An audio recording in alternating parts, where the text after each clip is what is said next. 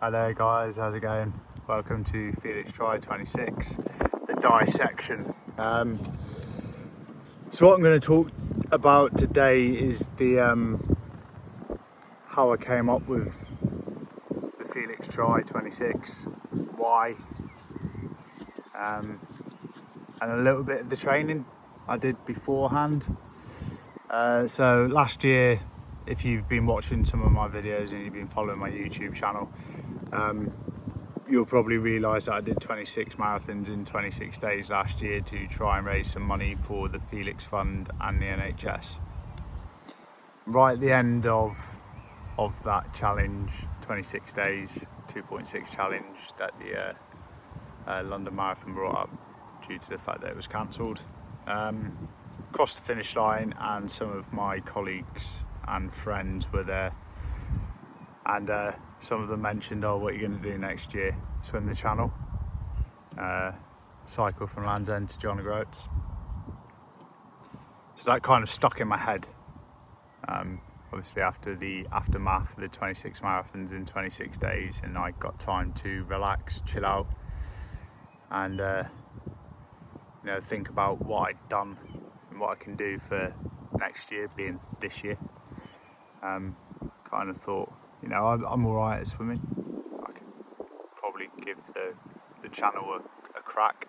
But then I also like the idea of cycling from Land's End to John O'Groats. But my favourite discipline is running. That's probably the more easier of the three disciplines. So I thought perhaps I could swim the channel, cycle from Land's End to John O'Groats, and then run back down in 27 days or 26 days. And I did a quick calculation. I thought that's doable for me. I'm not saying it's doable for everyone, And a lot of people said it was impossible. A lot of people said, no way. Some of my close friends, people that I've known for years, were like, nah, you ain't gonna do that. Which I was kind of a bit miffed about, but it's one of those things where on paper it sounds impossible to say those words, 1,764 miles in 26 days, self-powered alone. It does sound a little bit impossible. So that's where I came up with the idea. And it's nothing to do with me, I can't take the credit. I just kind of put all of everyone's ideas together. So thanks to everyone that did mention that. That is how I came up with the idea of the Felix Try 26. The why. Why did I decide to do that many miles? Well, there's a multitude of reasons really. The first one for me, being obvious, is that I wanted to do something testing. Everyone does something testing for charity, otherwise they just wouldn't bother doing it, or it would just look too easy. So some people run 5Ks, some people do a 10K run, and fair play to them. It's going to be as hard as what that person can achieve, and last year may have been a 5K, this year may be a 10K. You've got to start somewhere. Well, I kind of started around 2017, and I ran the London Marathon for charity, and then 2018. What did I do in 2018? I think I did a couple of mud runs, OCRs. 2019, I did 2 Ironman. 2020, 26 marathons in 26 days. 21. I did the Felix Try 26. Still takes me back a bit now. So I wanted to do something that was going to test me, and test me it did. Secondly, I wanted to do something that was going to be slightly obscure, something slightly different, to try and raise that profile, to ultimately get the charities as much money as I could. Again, that's another reason. Thirdly, you know, I wanted to set an example to my children. You know, I don't want to be that person seen to be taking the easy route, or, you know, saying I'll let someone else do that. I wanted to be the person that was going to step up and do that. You know, the person that was going to make those sacrifices, and they were sacrifices. You know, I was away from my family for 26 days again, and with very little support from anyone else but my family and my close friends that came along and assisted me in doing it. But I wanted to show my children and anyone else, you know, inspire people to perhaps not sit in front of the TV and, you know, take that simple journey in the car rather than walking an extra 10 minutes, you know, just to try that little bit more. So I wanted to set an example, inspire people, inspire my children, make sure that they didn't fall into that trap of, you know, sitting in front of the TV playing computer games was the norm. It's not the norm. To stay fit and healthy, to eat right. So that's the third reason. Fourth reason, it's an adventure. You know, I'm never going to get a chance to run around the UK again. You know, I managed to cycle from Land's End to John O'Groats in 10 days. The wildlife, the scenery, the views that I got to see was absolutely amazing. You know, running back down through Scotland, I saw red squirrels. I thought they were extinct in the UK. I saw 8 of them. You know, the wildlife, I saw snakes, lizards. And again, the scenery that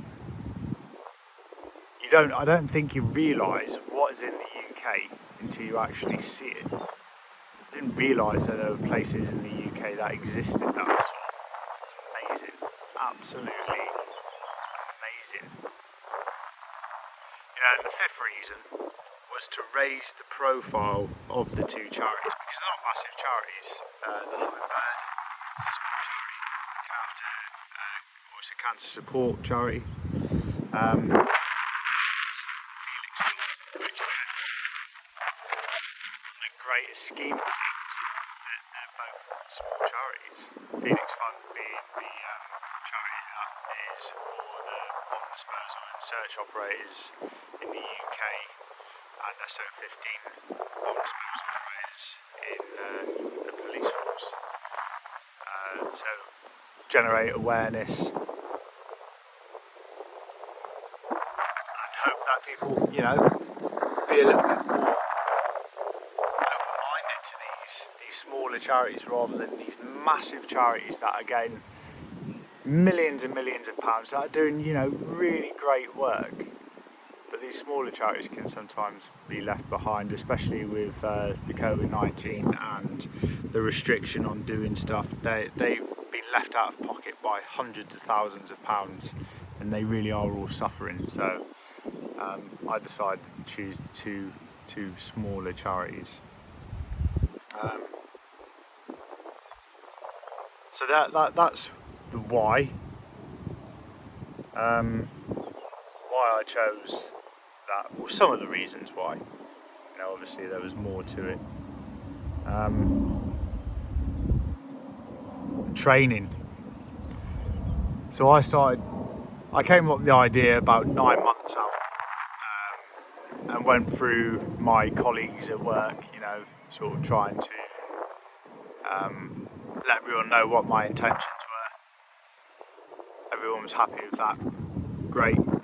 I start training. So I started off maybe 1 or 2 hours of an evening once I got home from work, on my treadmill or out on the roads. And this was during the winter time as well. It was horrific, snowing. You know, if you look at my Instagram, you can see some of the photos of me covered in ice and trying to break ice, getting into the swimming pools or the dive pool at where I work. But I was putting in maybe 1 or 2 hours for the first 3 months after work every day. Then that gradually started building up to around about 5 hours a day. of running, cycling, strength and conditioning. So I'd get home from work, go straight into my tent of pain where I've got all of my running machines and weights and stuff, and I'd just do 5-hour sessions, not get to see her or the children until about 9:30, 10 o'clock at night, which time it was time to go to sleep. So I'd have something quickly to eat and then go and get my head down, back up again, back to work and repeat. Kind of kept that up for 9 months. And as I got closer to the event, you know, I stepped up the training just that little bit more until sort of like the last 2 weeks where I started tapering back off to the point where the last week I was, you know, just stretching, doing a little bit of cardio, just ticking over, but not very much at all. Until the actual day where we got the vehicle, got all of the kit and equipment, and drove down to Portsmouth, where the challenge began. But anyway, we'll save that one for the next YouTube video. They're just some of the reasons why. You know, I get the fact that some people just don't want to sit through a whole YouTube video. They're not interested, so they'll look straight to the front and then they'll go to the back. So if you are interested in what I'm saying, you know, please subscribe. Please give this video a like. Next YouTube video will be concentrating on the swim. Dissect that a little bit. You know, what I did to eat, some of the kit and equipment that I used, and yeah, that'd be really interesting to talk about that, because that took me by surprise, the swim, to be honest. Anyway, it's still not too late. You can still get involved. Please visit my Just Giving page. Type in Felix Try 26. You can make a small, large donation. Either or, really doesn't matter. However, the recipients will really appreciate it. Or you can go to Virgin Just Giving, type in Felix Try 26, and you can make a small, large donation to the Hummingbird Centre. And again, please subscribe, like to this channel if you like what I'm saying. If you've got anything coming up like this and you want any hints or tips, you know, please ask. I know sometimes it's hard to know what to ask if you don't know what the things are that you need to ask. I found myself in that situation, especially around the latter part of the running phase. So yeah, please ask. Stick it in the comments below. I'll release the next video about the swimming on Thursday. So until then, stay safe. David Goggins would say, stay hard. See you later. Bye.